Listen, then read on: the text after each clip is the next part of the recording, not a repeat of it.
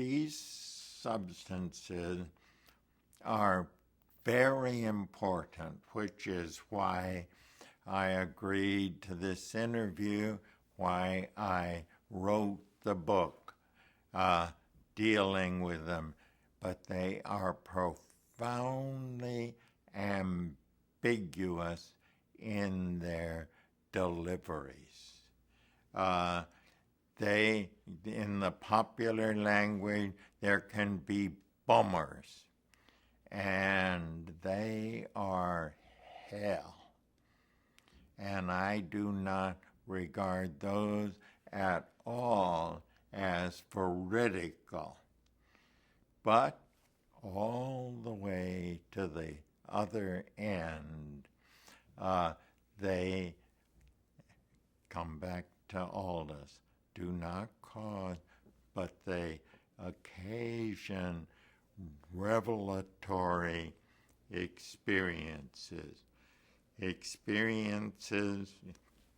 in which the divine, it's better to put it the other way, the divine is eternal and unchanging, but the mind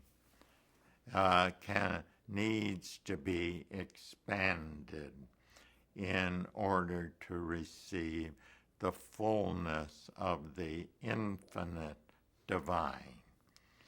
And it can do that. And I am persuaded. And,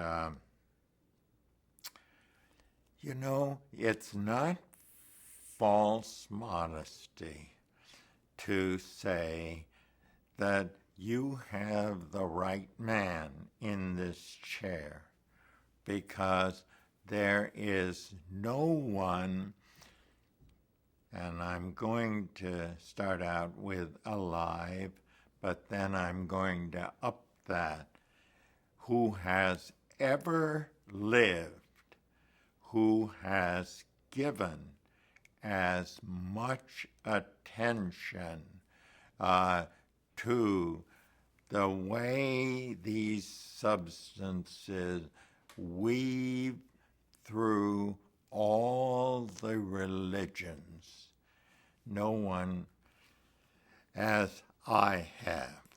And I've written the book about this, and I'm open for, I think you have an authentic witness. So you're asking about my experiences. Well, some of them have been bummers. Not many, but one of them, 8 hours of just total, I was afraid that I was losing my mind. And it was terrifying. And I had one other bummer like that, which I think it's more like schizophrenia or something, the mind working in an off-course way. However, alongside that, I have had 7, and the number is calculated, experiences which I validate. I think they did expand my mind to let the light of God enter into it. Revelation is a polar phenomenon. There is a sender and a receiver. And as a believing, practicing Christian, I'm comfortable with the word God.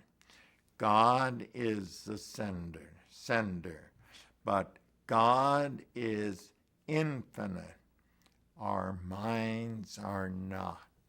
It stands to reason that our minds have to be expanded, never to the point of God's mind, because that is infinite.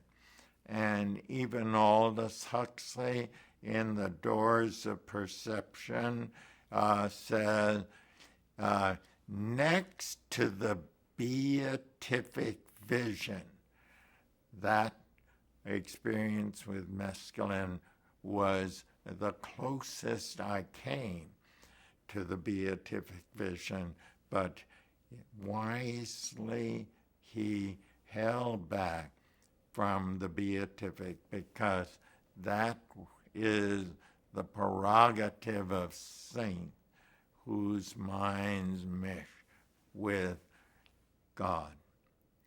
And so my 6 substances, deliberate. I had 2 with psilocybin, 2 with mescaline, 2 with LSD, and then years later, but I'm going to stick with those. These were in the 60s, when these substances and their effects were not only legal, but they were respectable. I was part of a Harvard research project on these substances. And when one took these, the contract was always there was a psychiatrist present. But I had no problem with those. On those, I wanted 2 experiences. They were very similar, to see if these 3 substances produce different effect, negligible, nothing. The effect was the same.